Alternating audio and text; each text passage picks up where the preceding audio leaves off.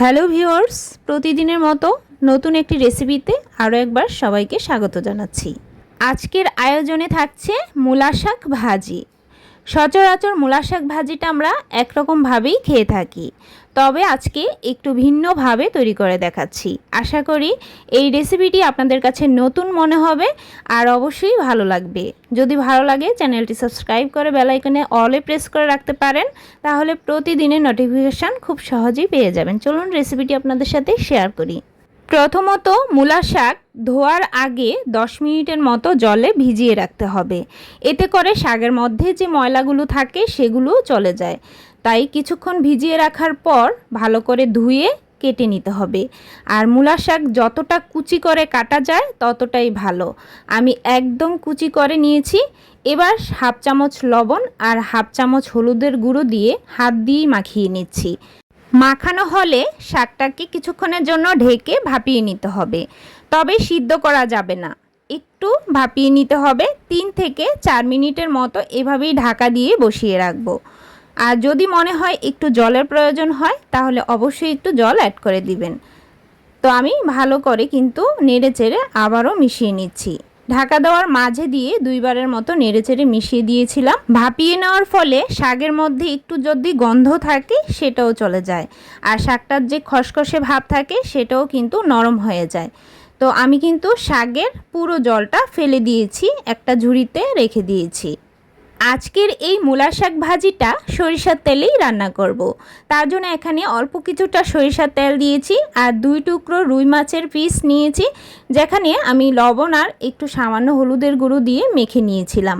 আর দুটো সাইড একটু হালকা করে ভেজে নিব, খুব বেশি কালার করব না, জাস্ট হালকা করে ভেজে তুলে নিচ্ছি। মাছটাকে পুরোপুরি ঠান্ডা হওয়ার জন্য একটা সাইডে রেখে দিচ্ছি।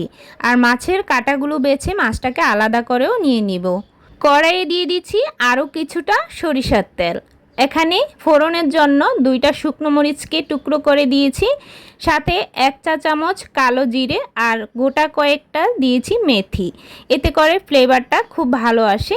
যখন এর থেকে একটা খুব সুন্দর ফ্লেভার বের হবে, মানে তেলের সাথে ফ্লেভারগুলো মিশে যাবে, তখন আমি এর মধ্যে কিছুটা রসুন কুচনো দিয়ে দিলাম। রসুন কুচনোটা হালকা একটু ভেজে নেওয়ার জন্য সাথে আর একটু দিয়ে দিলাম কাঁচামরিচ কুচি।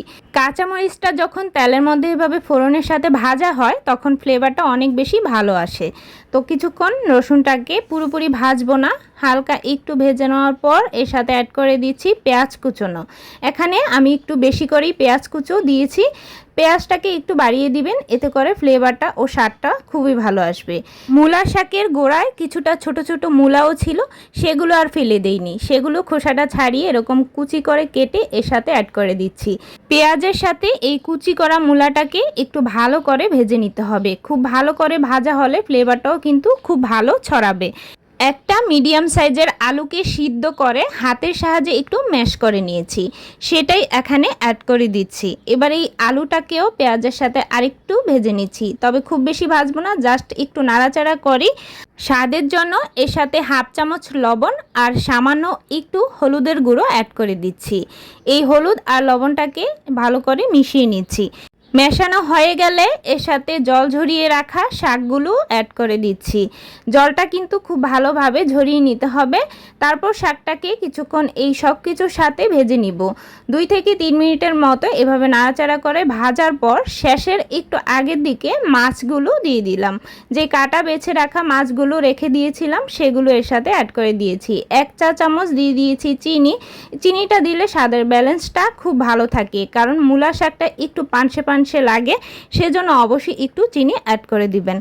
এরপর 5 মিনিট সময় নিয়ে মূলা শাকটাকে একটু ভালো করে ভেজে নিয়েছি। খুব বেশি ভালো করে ভাজবো না, জাস্ট একটু যখন মাখা মাখা হয়ে আসবে তখনই নামিয়ে নিতে হবে। নতুন এই মূলা শাকের রেসিপিটি আপনাদের কাছে কেমন লেগেছে অবশ্যই কিন্তু কমেন্ট বক্সে জানাতে ভুলবেন না।